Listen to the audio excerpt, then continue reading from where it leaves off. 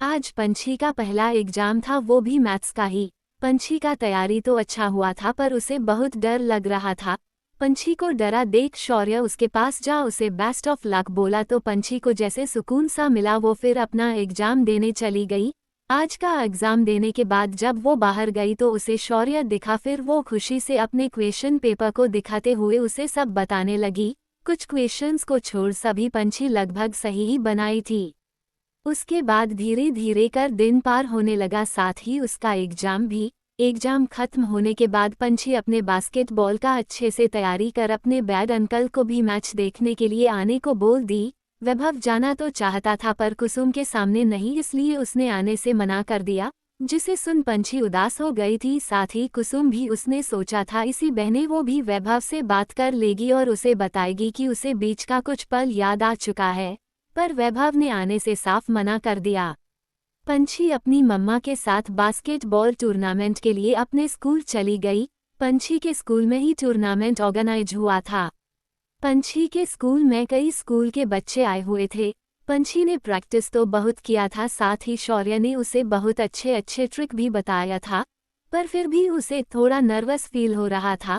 वही शौर्य पंछी के चेहरे पर आए नर्वसनेस देख वो उसके पास जा कुसुम से बात किया। फिर पंछी के तरफ देख उसे मुस्कुराते हुए बोला, तुम चैंपियन हो और चैंपियन के चेहरे पर कभी नर्वसनेस नहीं होता। ये सुन पंछी अपने चेहरे को हाँ में हिला दी। वही कुसुम अब भी वैभव के आने का ही इंतजार कर रही थी। वैभव ने आने से तो साफ मना कर दिया था, पर उसका दिल पता नहीं क्यों कह रहा था जैसे वो जरूर आएगा।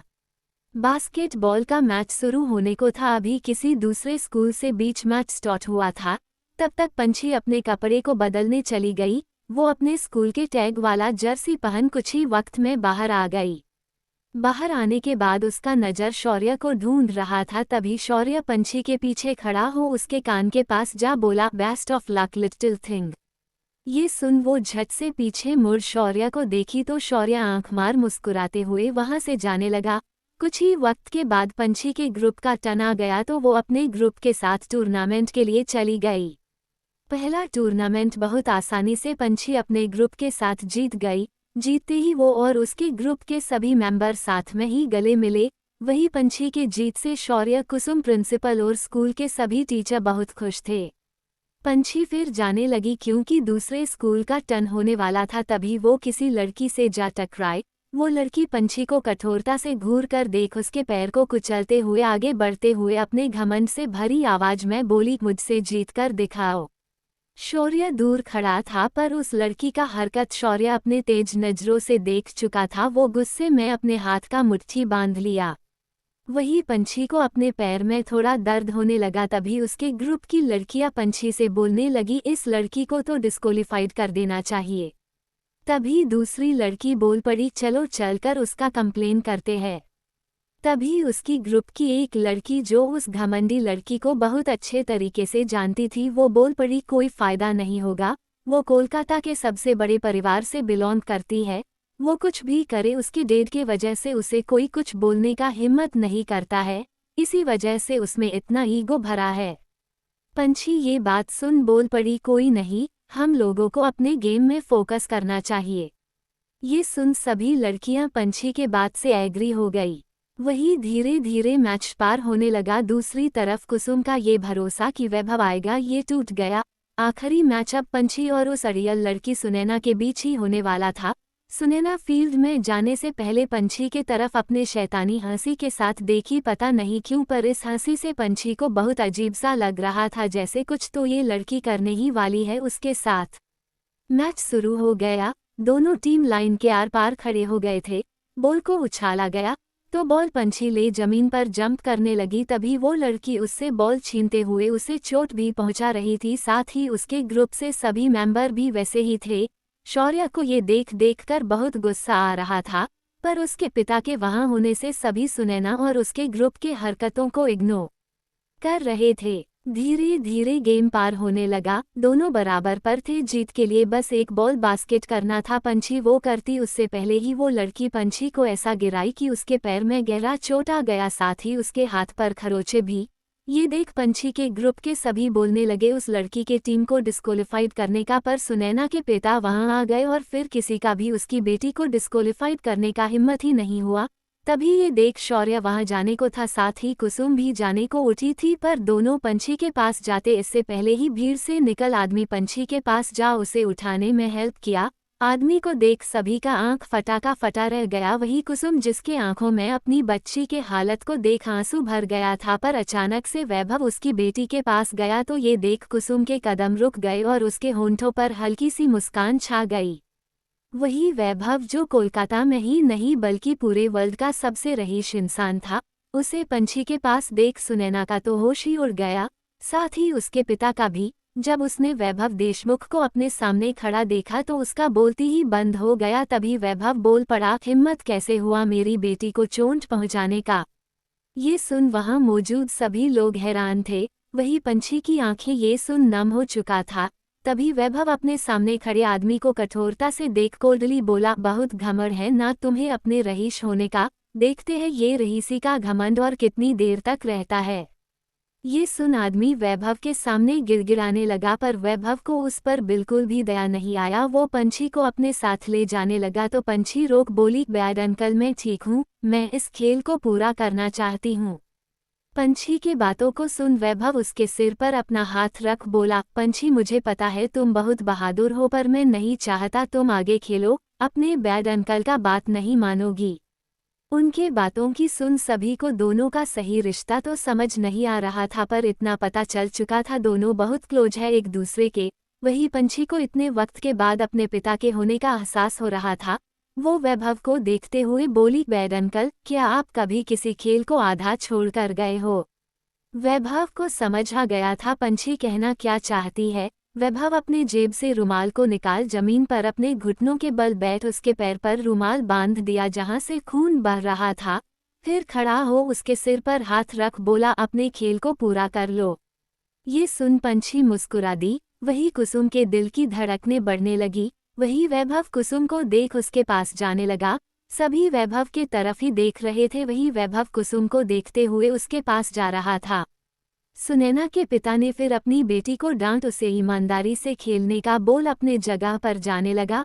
वही कुसुम जो अपने शीट के पास खड़ी थी वहां जा उसके बगल में बैठी औरत को देख वैभव बोल पड़ा, क्या आप कहीं और बैठ सकती है।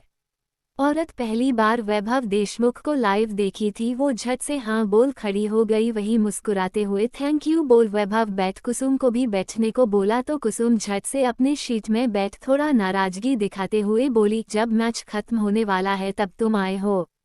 ये सुन वैभव बोल पड़ा, तुम चाहती थी मैं पहले आऊं। ये सुन कुसुम से कुछ बोला ही नहीं गया। वही कुसुम के चेहरे को देख वैभव समझ रहा था शायद शौर्य का प्लान काम कर रहा है। वो आज भी नहीं आना चाहता था कुसुम के सामने, पर पंछी ने इतने प्यार से बुलाया था कि वो अपना काम जल्दी से खत्म कर आ गया। दूसरी तरफ शौर्य को पहली बार वैभव इम्प्रेसिंग लगा था। वही मैच फिर से शुरू हो गया। इस बार सुनैना ने कोई चीटिंग नहीं किया। वही पंछी अपने पूरे टीम के साथ बास्केटबॉल कंपटीशन जीत गई। जैसे ही पंछी जीती उसका पूरा स्कूल उसका नाम ले चिल्लाने लगा। अब बारी प्राइस मिलने का था। अनाउंसमेंट के बाद पूरा ग्रुप स्टेज के पास चला गया। उसके बाद बड़े से ट्रॉफी के साथ प्राइस मनी मिला। ये देख पंछी बहुत खुश थी। उसके बाद शौर्य उसके पास जा पूरे टीम को कंग्रेचुलेट कर पंछी को अपने साथ आने को कहा। वही कुसुम वैभव को देख बोली, थैंक यू, आज मेरी बेटी इतनी खुश है तो वो सिर्फ तुम्हारे कारण।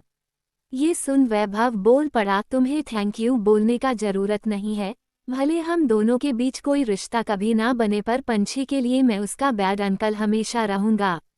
दोनों बातें कर रहे थे। वही शौर्य पंछी के पैरों में बैंडेज करते हुए बोला, कभी कोई बुरा करे तो उसे सहना नहीं बल्कि बदले में उसके साथ भी वैसा ही करना चाहिए लिटिल थिंग।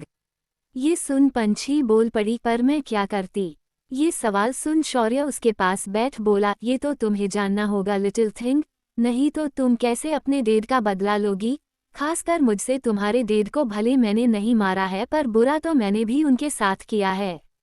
ये सुन पंछी अपने हाथ के मुट्ठी को बांध ली। पता नहीं क्यों पर अब इस सच से पंछी दूर भागना चाहती थी। तभी शौर्य उसे देखने लगा। पंछी का शरीर कांप रहा था और वो अपने होंठों को दांत से चबा रही थी। तभी शौर्य उसे अपने बाहों में भर बोला, मैं तुम्हें बहुत स्ट्रॉन्ग बना दूंगा। ये सुन पंछी बोल पड़ी, तुम मुझे क्यों स्ट्रॉन्ग बनाओगे, जबकि तुम्हें पता है मैं तुमसे भी बदला लूंगी। ये सुन उससे दूर हो शौर्य उसके चेहरे को उठा उसके आंखों में देखते हुए बोला, मैं हार सकता पर तुम्हें कभी हारने नहीं दे सकता हूँ। इतना कह उसके माथे को प्यार से चूम खड़ा हो बोला, तुम्हारी मम्मा और तुम्हारे बैड अंकल तुम्हारा वेट कर रहे होंगे। ये सुन पंछी अपने होश में आ झट से खड़ी हो बाहर जाने लगी। वही शौर्य भी उसके साथ जाने लगा, फिर बीच में ही रुक गया। वही पंछी आगे बढ़ती जा रही थी। वही जब वो बहुत दूर आ गई तो पीछे मुड़ देखी, शौर्य उसके साथ नहीं था। ये देख पंछी अपने धीमे रुहासा आवाज में बोली, मैं चाहती हूँ तुम मेरे साथ रहो, पर तुम्हारे कारण ही मेरे पापा मेरे साथ नहीं है। इतना कह वो अपने आंखों में आए आंसू को पोंछ आगे बढ़ अपने मम्मा और बैड अंकल के पास चली गई। पंछी के जीत की खुशी में वैभव उसे ट्रीट देगा ये बोल अपने साथ चलने को बोला। कुसुम ने भी इस बार जाने से उसके साथ इनकार नहीं किया। तीनों कार में जा बैठ गए। पंछी कुसुम पीछे बैठी थी, वही वैभव ड्राइवर के बगल में जा बैठ गया था। तीनों के कार में बैठने के बाद ड्राइवर ने कार स्टार्ट कर दिया। कुछ ही वक्त में कार बड़े से रेस्टोरेंट के बाहर आ रुका। बड़े से रेस्टोरेंट को देख कुसुम का चेहरा उतर गया। जब वैभव अपने चेहरे को मोड़ कुसुम के तरफ देखा तो उसे समझ आ गया कुसुम के उतरे चेहरे का रीजन क्या होगा। तो फिर वो ड्राइवर से बोल पड़ा, घर चलो। ये सुन कुसुम वैभव के तरफ देखी तो वैभव दोनों के तरफ देख मुस्कुराते हुए पंछी से बोला, आज तुम्हारे बैड अंकल तुम्हें अपने हाथों का बना टेस्टी खाना खिलाएंगे। ये सुन पंछी और भी ज्यादा खुश और एक्साइटेड हो गई। वही कुसुम को वैभव और भी ज्यादा अच्छा लगने लगा था। वो उसे देखते हुए अपने मन में ही बोली, मुझे क्या हो रहा है, क्या सच में मैं तुमसे प्यार करने लगी हूँ? पर ये कैसे हो सकता है, मैं सिर्फ राकेश से प्यार करती थी। वो अपने मन में ये कह रही थी। वही हंसते हुए पंछी और वैभव एक दूसरे से बातें किए जा रहे थे।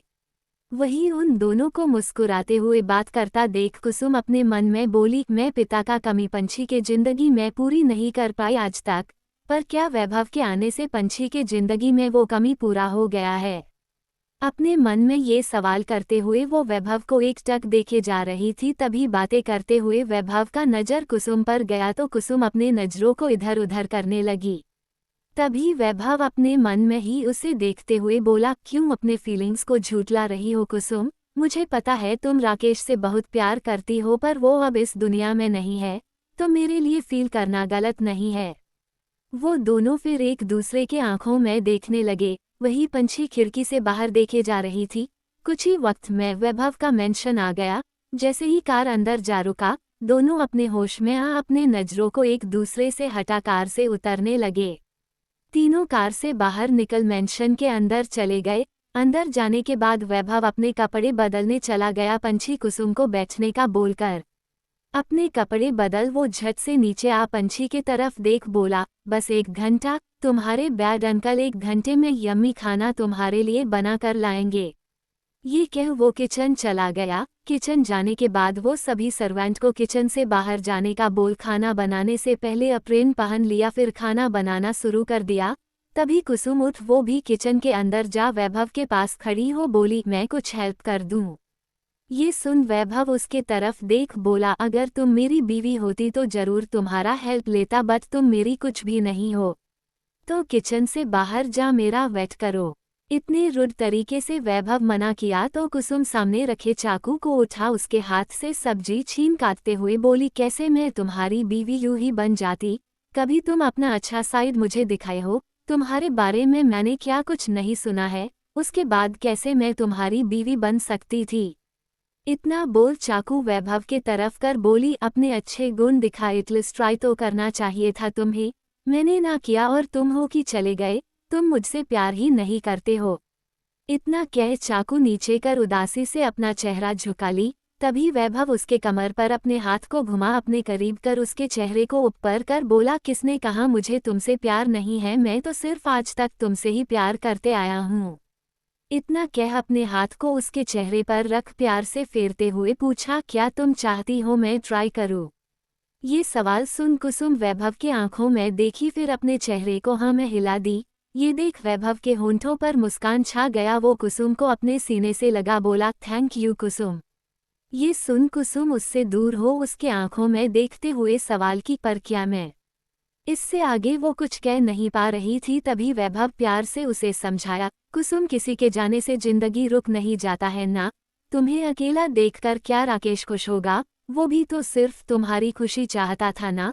तो अगर तुम मेरे साथ खुश होगी तो राकेश को भी तुम्हें खुश देखकर खुशी ही मिलेगा। ये सुन कुसुम के चेहरे पर मुस्कान छा गया। तभी वैभव पूछ पड़ा, अब भी मैं कोशिश करूं या तुम मेरी बीवी बनने के लिए मान चुकी हो? ये सवाल सुन कुसुम बोल पड़ी, मैं अपने जिंदगी के फैसले अकेले नहीं ले सकती हूँ वैभव। जब तक पंछी हाँ नहीं कह देती मैं तुम्हें हाँ नहीं कह सकती हूँ। ये सुन गहरी सांस भर वैभव उससे दूर हो बोला, ठीक है, जल्दी से खाना बना लेते, फिर पंछी से इस बारे में मैं खुद ही बात करूँगा। ये सुन कुसुम का मन घबराने लगा, साथ ही उसे बहुत डर भी लग रहा था, जैसे उसे कोई एग्जाम देना हो। कुसुम के चेहरे पर डर घबराहट देख वैभव उसके हाथ को पकड़ बोला, तुम डरो मत, सब सही होगा, बस मुझ पर भरोसा रखो। ये सुन अपने होंठों पर मुस्कान ला कुसुम अपने सिर को हाँ में हिला दी। दोनों मिलकर टेस्टी सा खाना फिर फटाक से तैयार कर लिए। फिर कुसुम वैभव दोनों मिल पूरा खाना डाइनिंग टेबल पर लगा दिए। खाने का खुशबू सूंघ पंछी खुद ब खुद खाने के तरफ खींची चली आई। उसे आता देख वैभव मुस्कुराते हुए उसके लिए चेयर खींच दिया तो पंछी झट से जा बैठ गई। उसके लिए चेयर खींचने के बाद वैभव कुसुम के लिए भी चेयर खींच दिया तो कुसुम वैभव को देखने लगी। तभी वैभव उसके करीब जा अपने धीमे से एडिक्टिव आवाज में बोला, क्या मैं आज कुछ ज्यादा हैंडसम दिख रहा हूँ जो तुम मुझे आज देखे जा रही हो? ये सुन कुसुम उसे देखना बंद कर झट से चेयर पर जा बैठ गई। उसके हरकत को देख वैभव के होंठों पर मुस्कान छा गया। वो मुस्कुराते हुए अपने लिए चेयर खींच जा बैठ गया। तीनों के बैठने के बाद सर्वेंट खाना परोसना शुरू कर दिए। खाना लगाने के बाद पंछी तो खाने पर टूटी पड़ी, वही कुसुम वैभव दोनों आराम से खा रहे थे। खाने हो गया तो तीनों उठ गए। वैभव कुसुम फिर एक दूसरे को देखने लगे। दोनों को समझ नहीं आ रहा था पंछी से बात करे भी तो कैसे करे। तीनों हॉल में आ चुके थे। तभी वैभव सर्वेंट को चॉकलेट आइसक्रीम लाने का बोल दिया। फिर तीनों सोफे पर जा बैठ गए थे। पंछी के चेहरे पर तो मुस्कुराहट भरा था, पर वैभव कुसुम सोच रहे थे बात शुरू करे तो कैसे करे। तभी सर्वेंट आइसक्रीम लेकर आ गई। तीनों ने आइसक्रीम का बाउल उठा लिया फिर खाने लगे। आइसक्रीम खत्म हो गया तो तीनों बाउल टेबल पर रख दिए। फिर वैभव पंछी के तरफ देख उसका नाम लिया, पंछी। अपना नाम सुन पंछी अपने बैड अंकल के तरफ देखी तो वैभव गहरी सांस ले पूछा, मैं तुम्हें कैसा लगता हूँ? ये सवाल सुन मुस्कुराते हुए पंछी चाहक कर बोली, बहुत बहुत बहुत अच्छे। ये सुन वैभव को थोड़ा कॉन्फिडेंट आया तो वैभव पूछ पड़ा, अगर मैं तुम्हें बहुत बहुत बहुत अच्छा लगता हूँ तो क्या तुम अपने बैड अंकल को अपना डेट बनाओगी? ये सुन पंछी वैभव को अपने बड़े बड़े आंखों से हैरानी से देखने लगी। उसे कुछ समझ नहीं आ रहा था। तभी वैभव उसके पास जा बैठ उसके सिर पर अपना हाथ रख बड़े प्यार से पूछा, बेटा क्या मैं तुम्हारा डेट बनने के लिए सूटेबल नहीं हूँ? ये सवाल सुन पंछी अपने नजरों को झुकाए ही जवाब दी, आप बहुत अच्छे हो, डेट के रूप में सूटेबल भी हो, पर मेरे पापा का जगह कोई नहीं ले सकता है। इतना कह वो वैभव के हाथ को अपने सिर से हटा खड़ी हो भागते हुए बाहर की तरफ जाने लगी तो वैभव कुसुम भी साथ उठ घबराते हुए बाहर जाने लगे। जब दोनों बाहर गए तो देखे पंछी ऑटो में बैठ निकल गई है। ये देख चिंता से कुसुम बोल पड़ी, मुझे पता था ऐसा ही कुछ होगा, सब मेरी ही गलती है, पता नहीं वो कहाँ गई होगी, घर का चाबी भी नहीं है उसके पास। ये सुन वैभव कुसुम के हाथ को पकड़ बोला, चलो उसे ढूंढने चले। ये सुन कुसुम अपना हाथ छुड़ा बोली, मैं अकेले ढूंढ लूंगी। इतना कह वो भी गेट से बाहर निकल ऑटो ले ली। वही वैभव कार में जा बैठ शौर्य को फोन किया। शौर्य मिहिर के साथ कुछ प्लान बना रहा था दादाजी के खिलाफ। जैसे ही उसका फोन बजा तो वो अपना फोन निकाल कॉलर आईडी पर देशमुख का नाम देख वो कॉल उठा लिया। जैसे ही कॉल उठाया वैभव कार चलाते हुए ही शौर्य को सब बताने लगा। उसे पता था शौर्य ही ऐसा शख्स है जो उसे बड़े आसानी से ढूंढ भी लेगा और उसे समझा भी देगा। वही ये सब सुन शौर्य खड़ा हो मिहिर विवेक को भी पंछी को ढूंढने का बोल खुद भी ढूंढने निकल गया। वही कुसुम सबसे पहले घर जाकर देखी पंछी घर नहीं आई थी। वही वैभव भी सबसे पहले कुसुम के घर गया। कुसुम उसे देखी फिर उसके आंखों से आंसू निकलने लगा तो वैभव उसके पास जा उसे अपने सीने से लगा बोला, पंछी मिल जाएगी, हम दोनों मिलकर उसे ढूंढेंगे। कुसुम ने इस बार बस हाँ कह दिया। फिर वैभव कुसुम दोनों वैभव के कार के अंदर जा बैठ गए। वैभव ने फिर कार स्टार्ट कर दिया। वही शौर्य पंछी के घर के कुछ दूरी पर बने उसी पार्क में गया तो उसे रोने का सिसकियां सुनाई दिया तो शौर्य उस तरफ जा नीचे झुक बोला, ये तुम्हारा फेवरेट जगह है छिपने का लिटिल थिंग। ये सुन पंछी अपने नम आंखों से शौर्य के तरफ देख बोली, घर बंद था और मेरे पास चाबी नहीं था इसलिए मैं यहाँ आ गई। ये सुन जमीन पर ही बैठ शौर्य पूछा, और तुम यहाँ आई क्यों हो? ये सवाल सुन पंछी बाहर निकल शौर्य के गले से लग बोली, मेरे पापा बैड अंकल कैसे बन सकते हैं शौर्य? ये सुन शौर्य उसके बालों को प्यार से सहलाते हुए बोला, तुमने ही कहा था मम्मा बहुत अकेली है, वो बहुत रोती है, पर जब से तुम्हारे बैड अंकल आए हैं क्या मम्मा रोई है? ये सुन पंछी बोल पड़ी, नहीं। ये सुन शौर्य आगे बोल पड़ा, तुम्हारी मम्मा बीमार थी तब तुम्हारी मम्मा और तुम्हारा किसने ख्याल रखा था लिटिल थिंग? ये सवाल सुन पंछी जवाब दे दी, बैड अंकल ने। पंछी का जवाब सुन शौर्य उसके दोनों बाजू को पकड़ उसे खुद से थोड़ा दूर कर उसके चेहरे पर अपने हाथ को रख प्यार से बोला, तो फिर वो तुम्हारे पापा क्यों नहीं बन सकते हैं? ये सवाल सुन पंछी बोल पड़ी, मैं अपने पापा का जगह किसी और को कैसे दे सकती हूँ? ये सुन शौर्य को अपना बचपन याद आने लगा जब उसकी माँ उसे कृष्ण का कहानी सुनाया करती थी। शौर्य को भगवान पर भरोसा नहीं था पर अपने माँ के कहे हर बात पर भरोसा था। वो अपनी माँ की बातों को याद करते हुए पूछा, तुम भगवान पर भरोसा करती हो? पंछी ने अपने सिर को हाँ में हिला दिया तो शौर्य पूछ पड़ा, तो तुम्हें तो पता ही होगा कृष्ण भगवान का कहानी। ये सुन पंछी अपने सिर को हाँ में हिला दी तो शौर्य प्यार से समझाया, कृष्ण की दो माँ थी, एक जो उन्हें जन्म दी थी और दूसरी जो उन्हें पाली थी। फिर जब तुम्हारे बैड अंकल तुम्हारा इतना ज्यादा ख्याल रखते तो वो तुम्हारे पापा क्यों नहीं बन सकते? वो तुम्हारे पापा का जगह नहीं ले रहे हैं, बस जैसे कृष्ण के लिए उनके दोनों माँ का अपना जगह था उनके दिल में वही जगह तुम्हारे बैड अंकल चाहते हैं तुमसे लिटिल थिंग। शौर्य की बातों को सुन पंछी को अच्छे से समझ आ गया था पर वो अपनी नजरों को अब भी झुका उदासी से बोली, मैं गुस्से में भागकर आ गई, मम्मा और बैड अंकल परेशान होंगे ना? ये सवाल सुन शौर्य हाँ बोल आगे बोला, हाँ, और बहुत नाराज भी होंगे। ये सुन पंछी का चेहरा और लटक गया तो शौर्य मुस्कुराते हुए बोला, उन दोनों से जाकर माफी मांग लेना और तुम उन्हें पापा के रूप में एक्सेप्ट कर ली हो, ये कह देना बाकी सब कुछ सही हो जाएगा। ये सुन पंछी झट से अपने चेहरे को उठा पूछी, सच्ची? अपनी आंखों के पलकों को हाँ में झपकाते हुए शौर्य बोला, मुझी। उसके बाद शौर्य मैसेज के जरिए वैभव को इन्फॉर्म कर दिया। मैसेज देखने के बाद राहत का सांस भर वैभव कुसुम से बोला, पंछी मिल गई है। इतना कह वैभव कार घुमा उसी पार्क के तरफ जाने लगा। कुछ ही वक्त में वैभव का कार पार्क के पास पहुंचा तो शौर्य कार देख पंछी से बोल पड़ा, तुम्हारे बैड अंकल और मम्मा आ गए हैं, मैं जाता हूँ। पंछी का नजर भी उस वक्त कार के तरफ था जब शौर्य ये बोला तो पंछी उसके तरफ मुड़ देखी ही थी पर तब तक शौर्य गायब हो चुका था। ये देख हैरानी से पंछी खुद में ही बोली, ये भूत है क्या? ऐसे कैसे कोई गायब हो सकता है? पंछी खुद में ये बोले ही जा रही थी तब तक कुसुम और वैभव दोनों उसके पास आ गए। कुसुम अपनी बेटी के पास आ उसे अपने गले से लगा बोली, बेटा अगर तुम नहीं चाहती हो तुम्हारे बैड अंकल तुम्हारे पापा बने तो वो नहीं बनेंगे। ये सुन पंछी अपनी मम्मा से दूर हो अपनी मम्मा के आंखों से आंसू पोंछ बोली, मैं चाहती हूँ बैड अंकल मेरे पापा बने। ये सुन कुसुम हैरान थी, इतनी जल्दी उसकी बेटी का मन कैसे बदल गया। वही वैभव को इसका कारण पता था। उसके चेहरे पर मुस्कान छा गया। वो मुस्कुराते हुए पंछी के सिर पर अपने हाथ को रख बोला, मैं बहुत अच्छा पापा बनूंगा पंछी। ये सुन पंछी मुस्कुरा दी। फिर वैभव पंछी कुसुम तीनों कार में जा बैठ गए। कार में बैठने के बाद वैभव कार ड्राइव करते हुए ही शौर्य को मैसेज कर दिया, थैंक यू।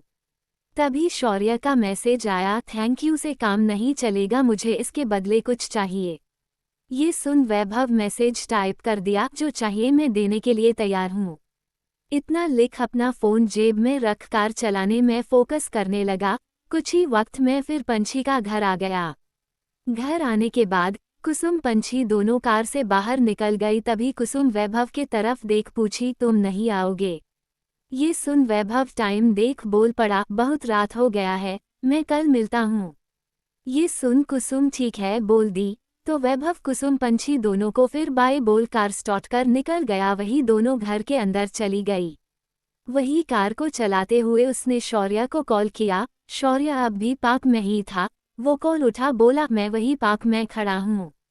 इतना कह शौर्य कॉल कट कर दिया तो वैभव फोन जेब में रख वही पार्क के तरफ जाने लगा। कुछ ही वक्त में पार्क पहुंच वैभव अपने कार से बाहर निकला तो देखा शौर्य झूले से स्टैंड पर लद के खड़ा हो सिगरेट के कस ले रहा है। उसे देख वैभव उसके पास जा खड़ा हो बोला, बताओ क्या चाहिए तुम्हें? शौर्य अपने जेब से सिगरेट का बॉक्स के साथ लाइटर निकाल वैभव के तरफ बढ़ा दिया तो वैभव ले अपने लिए सिगरेट जला कस लेने लगा। वही शौर्य सिगरेट का धुआं बाहर छोड़ बोला, क्या मैं तुम पर भरोसा कर सकता हूँ? शौर्य के इस सवाल पर वैभव सिगरेट के कस लेते हुए जवाब देने की जगह सवाल कर दिया, तुम्हें क्या लगता है मैं तुम्हारे भरोसे के काबिल हूँ? इस सवाल पर शौर्य के होंठों पर मुस्कान छा गया। फिर शौर्य उसे बताने लगा उसे करना क्या है। पूरी बात सुनने के बाद वैभव शौर्य को हैरानी से देख पूछा, तुम मेरे सोच से ज्यादा डेंजरस हो। ये सुन शौर्य के होंठों पर हल्का मुस्कान छा गया। फिर शौर्य बोल पड़ा, चलता हूँ। ये सुन वैभव ने ठीक है कह दिया। फिर दोनों अपने अपने कार में जा बैठ गए। कुछ ही वक्त के बाद शौर्य अपने मैंशन पहुंच अपने कमरे में जा अपने कबर्ड से सारे कपड़े निकाल बेड पर रख कबर्ड के अंदर बने सीक्रेट दरवाजे को खोल शौर्य अंदर जाने लगा। लंबे चौड़े सीढ़ी से उतरकर नीचे चला गया। वहां वही लड़की रस्सियों में बंधी थी। शौर्य उस लड़की के पास गया तो लड़की शौर्य को देख डरने लगी। तभी शौर्य उसके पास जा खड़ा हो उसके मुंह में बंधे कपड़े को खोल दिया तो लड़की डरे हुए नजर से उसे देख अपने कांपते जुबान के साथ पूछी, को कौन हो तुम? ओ और को क्यों बांध कर रखे हो मुंह मुझे? लड़की का बोलते वक्त माथे से पसीना निकल रहा था। शौर्य टेबल पर रखे पानी से भरे जग को उठा, ग्लास में पानी भर लड़की के पास जा उसके होंठों के पास ग्लास ले जा बोला, डरो मत, मैं तुम्हें कुछ नहीं करूँगा। लड़की को पानी तो बहुत प्यास लगा था पर शौर्य के हाथ से वो पी नहीं रही थी। तभी शौर्य अपने एक हाथ से ही उसके हाथ में बंधे रस्सियों को खोल उसके तरफ गिलास बढ़ा दिया तो लड़की झट से ग्लास ले गटागट पानी पीने लगी। शौर्य पानी का जग ले आया। जैसे ही उस लड़की का पानी खत्म हुआ तो शौर्य उसके ग्लास को फिर से पानी से भर दिया। लड़की बहुत देर से ठीक से पानी नहीं पी थी। वो लड़की शौर्य ने जो पानी ग्लास में धार था वो भी सारा पानी गटक ली तो शौर्य पूछ पड़ा, और चाहिए? लड़की ने ना मैं सिर हिला दिया तो शौर्य जग साइड में रख लड़की के तरफ देखा तो लड़की पूछ पड़ी, तुम कौन हो और मुझसे क्या चाहते हो? लड़की इस बार बिना डरे पूछी। शौर्य को देख उसे इतना समझ आ गया था वो उसे नुकसान बिल्कुल नहीं पहुंचाना चाहता है। शौर्य गोयनका। जब शौर्य ने अपना नाम लिया तो लड़की के चेहरे पर जो अभी अभी डर दूर हुआ था ये नाम सुन फिर से डर पैदा हो गया। तभी शौर्य उसके चेहरे पर आए डर को देख बोला, अगर मैं शौर्य होता तो क्या मैं तुम्हें बताने का भूल करता कि मैं शौर्य हूँ? जो शौर्य किसी को अपना चेहरा नहीं दिखाया है वो तुम्हें कैसे दिखा सकता है? ये सुन लड़की गहरी सांस भर बोली, ओह हाँ ये तो है, तो तुम हो कौन? ये सवाल सुन शौर्य उस लड़की के आंखों में देखते हुए बोला, मानव बंसल, मैं एक अंडरकवर पुलिस ऑफिसर हूँ। ये सुन लड़की को राहत मिला तो लड़की पूछ पड़ी, तो मुझे ऐसे क्यों रखे हो आप, और मैं कैसे भरोसा करूँ? इससे आगे वो कुछ कहती शौर्य अपना आईडी कार्ड लड़की के तरफ दिखा बोला, मैं शौर्य के केस को हैंडल कर रहा हूँ। मुझे पता चला था उस पुराने लैब में शौर्य कुछ करने वाला है, तो मैं वही पता लगाने के लिए गया था। तभी मुझे तुम मिली। तुम्हारे शरीर में एक जानलेवा वायरस इंजेक्ट किया गया था, तो बस मैंने तुम्हारा जान बचा लिया। अब मुझे बस जानना है तुम वहां करने क्या गई थी? ये सुन लड़की उदासी से बोल पड़ी, उस शौर्य ने मेरे दादू को बहुत सालों से किडनैप करके रखा है, मैं उन्हें बस बचाना चाहती हूँ। ये सुन शौर्य उसके आंखों में देख सवाल किया, तुम्हारे दादू वो है कौन? इस सवाल पर लड़की बोल पड़ी, मेरे दादू बहुत बड़े सेटिस्ट थे, जगदीश विष्णु नार्लिकर। ये नाम सुन शौर्य अपने मन में ही बोला, मेरा शक सही था, ये उसकी ही पोती है, पर पूरे दुनिया को लगता है वो मर चुका है, पर इसे ये बात कैसे पता चला। अपने मन में ये सोचते हुए शौर्य आगे के सवाल को जारी करता रहा। फिर उससे पूछ पड़ा, तुम करती क्या हो, और इतना सारा इन्फॉर्मेशन निकालना आसान नहीं था, फिर किया कैसे तुमने। इस सवाल पर लड़की थोड़ा देर सोची, फिर बोल पड़ी, बस किसी फ्रेंड के हेल्प से। इतना कह वो चुप हो गई। तभी शौर्य उसे देख समझ गया वो सच बताना नहीं चाहती है, तो शौर्य बोल पड़ा, देखो लड़की, शौर्य ने तुम्हें देख लिया है, तुम्हारा अकेले रहना सेफ नहीं होगा, तुम चाहो तो मेरे साथ रह सकती हो, यहाँ तुम्हें कोई प्रॉब्लम नहीं होगा, और अगर तुम्हें मेरे साथ अकेले रहने में डर है तो अपने लिए कोई सेफ जगह ढूंढ लो, क्योंकि बार बार मैं तुम्हारे सेफ्टी के लिए मौजूद नहीं हो सकता हूँ। ये सुन लड़की थोड़ा देर तक सोचते हुए बोली, मुझे आप पर भरोसा है, पर क्या आप मुझे नया फ़ोन और कुछ ज़रूरत का सामान मुझे दिलवा सकते हैं। बिल्कुल। इतना कह शौर्य उसके पैर का रस्सी भी जा खोल उसे उसके साथ चलने को बोला। शौर्य उसे अपने मेंशन में तो नहीं रख सकता था, क्योंकि दादाजी कभी भी उसके मेंशन में टपक सकते थे। लड़की के साथ बाहर आ अपने कार में जा बैठ गया, फिर मिहिर को मैसेज कर दिया। बेचारा मिहिर अपना प्यारा वक्त बिता रहा था विवेक के साथ, पर अब उसे शौर्य का ऑर्डर पूरा करना पड़ रहा था। कुछ वक्त बाद शौर्य उस लड़की को अपने साथ ले मिहिर के बैचलर पैड फ्लैट में पहुंच गया। शौर्य के आते ही मिहिर ने दरवाजा खोल दिया। शौर्य और वो लड़की दोनों ही अंदर आ गए। अंदर आने के बाद विवेक जो सोफे के पास खड़ा था, उसे लड़की का आना अच्छा नहीं लग रहा था। मिहिर विवेक के तरफ देखा, वही लड़की अपना सभी को नाम बता दी, मेरा नाम दिया है। ये सुन दोनों भी अपना नाम बता दिए, पर गलत। मिहिर दिया को उसका कमरा दिखाने जाने को था, तभी विवेका बोला, मैं ले जाता हूँ। विवेक के चेहरे पर आए जेलेसी को देख मिहिर को बहुत मजा आ रहा था। वही दोनों के जाने के बाद शौर्य मिहिर से बोल पड़ा, उस लड़की को जो भी चाहिए हो उसके साथ जा ले देना, और हाँ, अपने हरकतों से बाज आओ, ऐसे विवेक का जेलेसी टेस्ट करते रहोगे तो एक दिन पछताना पड़ सकता है। इतना कह शौर्य जाने लगा। वहीं मिहिर बस अपने सिर पर हाथ फेरते हुए मुस्कुराने लगा। लड़की को रूम दिखाने के बाद विवेक जैसे ही हॉल में आया तो मिहिर उसके हाथ को पकड़ अपने बाहों में खींच बोला, यार तुम्हें उस लड़की से इतना जलन क्यों हो रहा है। ये सवाल सुन विवेक कोई जवाब न दे अपने चेहरे को बस झुका लिया, तो मिहिर मुस्कुराते हुए बोला, जान, अपने आप में कॉन्फिडेंट रहो, तुम मेरे लिए बहुत खास हो, तुम्हारे अलावा मुझे अब कोई और नहीं दिखता है। ये सुन विवेक के होंठों पर मुस्कान छा गया। ये रात धीरे धीरे बीतने लगा। सुबह का वक्त हो चुका था। पंछी स्कूल जाने के लिए निकल गई। तभी उसे बाहर शौर्य का कार नजर आया तो पंछी कार के अंदर जा बैठ गई। फिर शौर्य के तरफ अपने एक्साइटमेंट से भरे चेहरे से देख बोली, शौर्य, शादी कैसे होता है? मैं मम्मा और बैड अंकल की शादी करवाना चाहती हूँ, पर मुझे समझ नहीं आ रहा है शादी करवाते कैसे है और करते क्यों है। बस कल मैं मम्मा को फोन पर बैड अंकल से बातें करते हुए सुनी थी। शौर्य कार चलाते हुए ही बोला, लिटिल थिंग, दूसरों का बात सुनना गलत होता है, और अगर मुझसे शादी कर लोगी तो सब समझ आ जाएगा कैसे शादी करवाते हैं और शादी करते क्यों है। फिर अपनी मम्मा और बैड अंकल का तुम शादी करवा देना। ये सुन शौर्य को लगा पंछी चिढ़ जाएगी, पर वो मुस्कुराते हुए शौर्य के तरफ देख बोली, सच्ची? तो कब शादी करोगे मुझसे? इस सवाल पर शौर्य उसे अपने हैरानी से भरे नज़र से देखा, फिर मुस्कुराते हुए पूछा, सच में मुझसे शादी करोगी? हाँ, क्यों नहीं, मैंने सुना है शादी के बाद तो बहुत प्रॉफिट मिलता है। ये सुन शौर्य उसे आश्चर्य से भरे नज़र से पूछा, कैसा प्रॉफिट? अतुल ने कहा था शादी के बाद गिफ्ट्स मिलते और बहुत सारा प्यार मिलता, साथ ही खूब खाने को भी। ये अतुल का नाम सुनते ही शौर्य का पारा गर्म हो गया था। अब पंछी को जो उसने सिखाया है उससे उसका गुस्सा बढ़ गया। तभी पंछी आगे बोल पड़ी, मैं तो बार बार शादी करूंगी ताकि मुझे ढेर सारा गिफ्ट और खाने को मिले। ये सुन शौर्य उसे अपने कठोर नजरों से घूर कर देख बोला, लिटिल थिंग, शादी सिर्फ एक बार होता और सिर्फ एक लड़के से, और शादी के बाद लड़का लड़की वो सारी चीजें करते हैं। ये सुन पंछी पूछ पड़ी, क्या सब चीजें? शौर्य कार साइड में रोक अपने सीट बेल्ट को खोल पंछी के करीब जा अपने गर्म सांसों को उसके कान के पास छोड़ते हुए अपने सेडेक्टिव आवाज में बोला, जो तुमने वीडियो में देखा था। ये सुन पंछी का चेहरा ब्लैंक पड़ गया। फिर वो मासूमियत से पूछी, शादी लोग सिर्फ इसलिए ही करते हैं? शौर्य मस्ती मजाक से हट थोड़ा सीरियस हो उसके चेहरे पर अपने हाथ को रख प्यार से बोला, नहीं लिटिल थिंक, शादी लोग इसलिए करते हैं ताकि पूरी दुनिया को ये प्रूफ कर सकते कि वो दोनों एक दूसरे के हैं। सिर्फ जिस रिश्ते पर कोई उंगली ना उठा सके, सबसे प्यारा रिश्ता जो एक दूसरे को जोड़ कर रखता है। हर खुशी गम में दोनों साथ होते हैं। प्यार का ऐसा बंधन जिसे पति पत्नी का नाम दिया जाता है।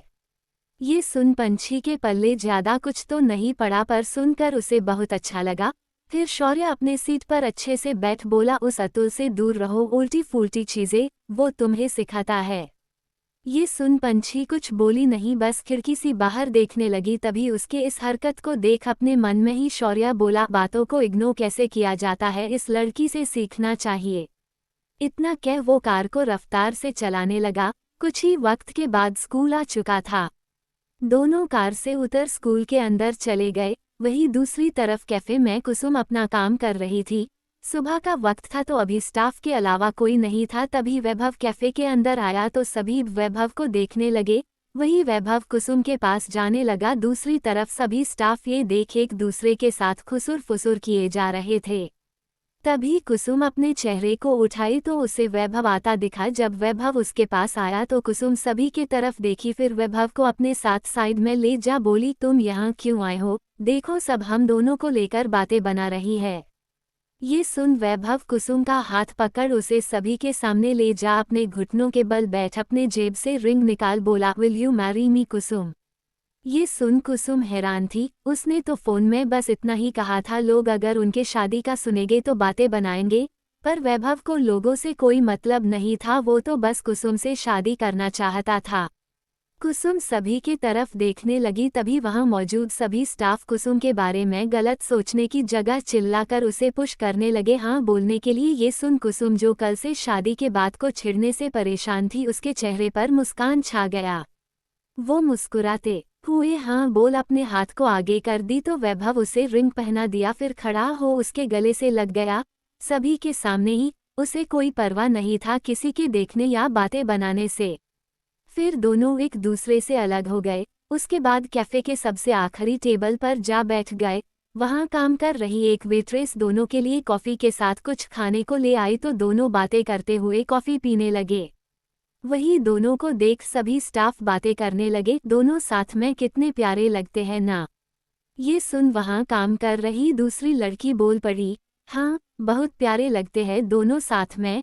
वैसे भी मैम ने बहुत स्ट्रगल किया है, अब उनके लाइफ में जाकर कुछ अच्छा हो रहा है।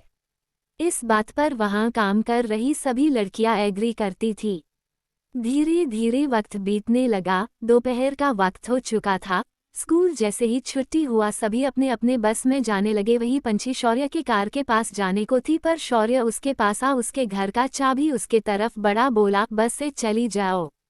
ये सुन गुस्से में पंछी चाबी शौर्य के हाथ से ले अपने बस की तरफ जाने लगी। तभी शौर्य उसके एटीट्यूड को देख बोला, चाहती क्या हो लिटिल थिंग? तुम पास रहता तो नफरत करती हो और दूर जाता तो गुस्सा दिखाती हो, चाहिए क्या तुम्हें? इतना वो कह ही रहा था कि तभी आदिल जो उसके पीछे ही खड़ा था उसके बातों को सुन बोल पड़ा, वो सिर्फ तुम्हें चाहती पर तुम्हें अपना बना नहीं सकती शौर्य, क्योंकि तुमने उसके डेढ़ को उससे छीना है। ये सुन शौर्य आदिल को घूर कर देखा। वही आदिल उसे देख कठोर मुस्कान देते हुए आगे बोल पड़ा, इसी बात का फायदा उठा उसे एक दिन अपना बना लूंगा। आदिल के बातों को सुन कठोरता से उसे देखते हुए शौर्य बोला, शौर्य गोयनका के चीज को छीनना मुमकिन नहीं है, कोशिश करना तो करके देख सकते हो। इतना कह शौर्य जाने लगा। वही आदिल गुस्से में अपने हाथ का मुट्ठी बांध बोला, एक दिन मैं तुम्हारा ये घमंड तोड़कर रहूंगा शौर्य गोयनका। इतना कह वो भी अपने बस की तरफ चला गया। वही बस में पंछी उदास बैठी थी तो कृतिका पूछ पड़ी, क्या हुआ पंछी? कृतिका के सवाल पर पंछी उसके तरफ देख जवाब के जगह सवाल कर बैठी, कृतिका मैं किसी से बहुत नफरत करती हूँ पर मुझे उसके साथ ही रहने का मन करता है, आखिर मैं चाहती क्या हूँ? पंछी के सवाल पर कृतिका अपने बालों को खुजलाते हुए बोली, ये तो बहुत कॉम्प्लिकेटेड सवाल है पंछी, इसका मैं क्या जवाब दूं। तभी एक लड़की जो उसके सीट से होते हुए आगे जा रही थी उसके बातों को सुन उसके तरफ देख बोली, नफरत होने के बावजूद उसके पास ही रहने को दिल करे तो वो नफरत नहीं बस प्यार है जिसे तुम समझ तो पा रही हो पर समझना चाहती नहीं हो।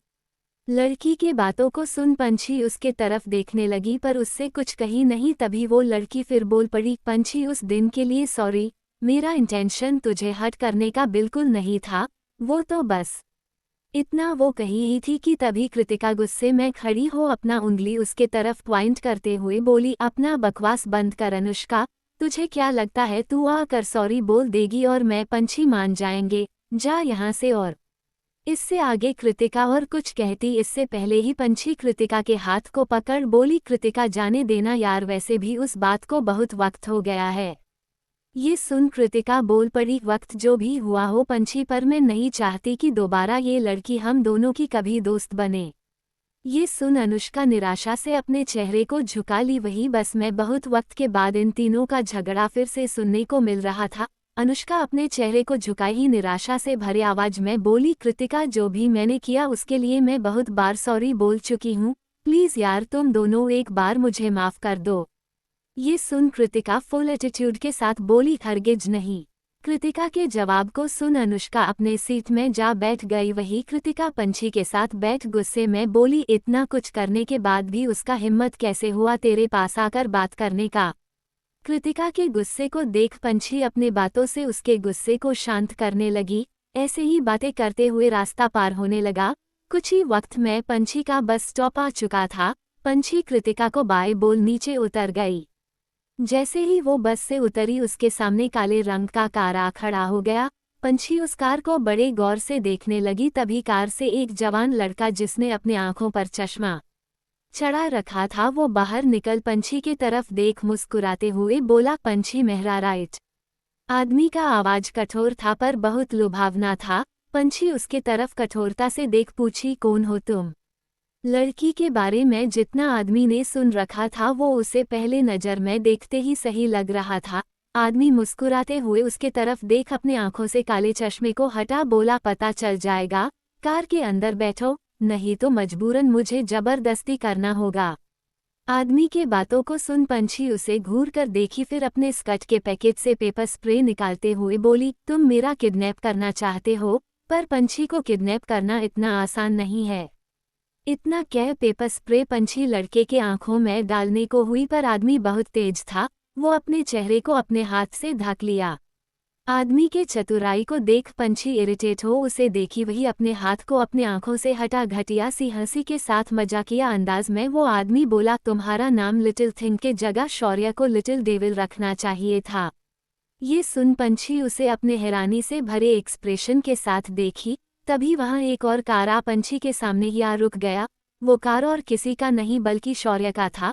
वो कार से बाहर निकल पंछी के पास जा सामने खड़े आदमी को घूर कर देखा तो आदमी आगे बढ़ शौर्य के गले से लग बोला, भाई कैसे हो आप।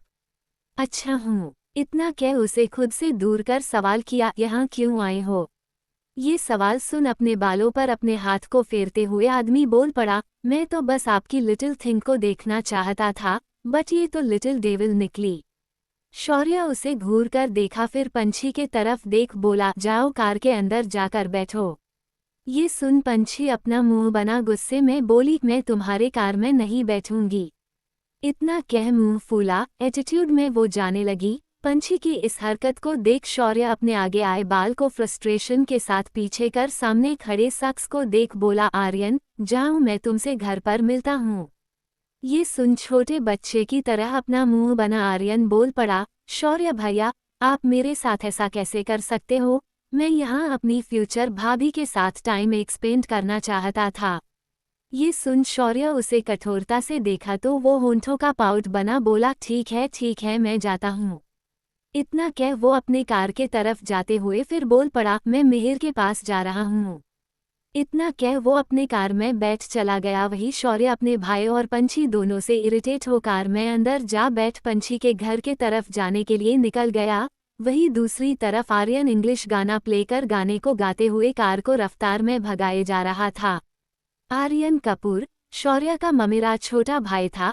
आर्यन की मां उसे जन्म देते ही गुजर चुकी थी, जिस कारण आर्यन के पिता अपने बेटे को ही अपनी पत्नी के ना रहने का कारण समझते थे और अपने बेटे का जिम्मेदारी निभाने की जगह वो अपने बेटे को अपनी बहन के पास छोड़ कहीं दूर चले गए, फिर कभी वापस लौट कर नहीं आए और न ही उनका कोई पता चला किसी को।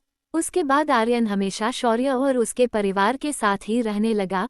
जब शौर्य के माता पिता गुजर गए तो शौर्य के दादाजी तो कभी आर्यन का जिम्मेदारी नहीं निभाए, पर एक भाई होने का फर्ज, प्यार, अपनापन शौर्य अपने छोटे भाई को हमेशा दिया।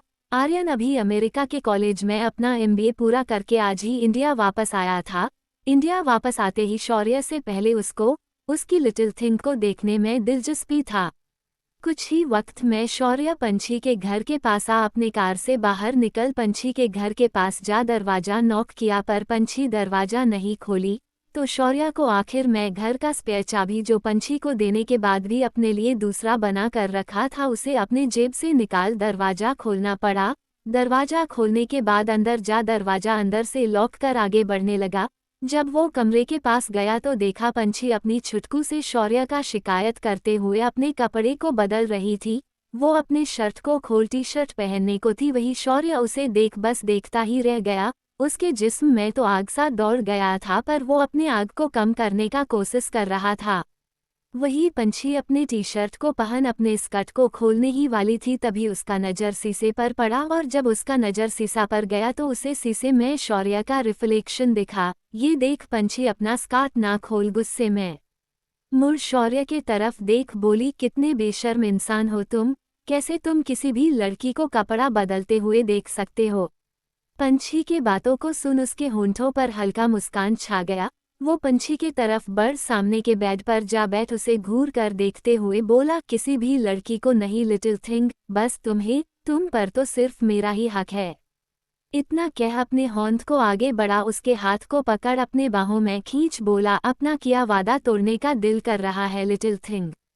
ये सुन पंछी को बाथरूम वाला सीन याद आने लगा। वो याद आते ही उसके चेहरे पर शौर्य को कई भाव नजर आने लगे।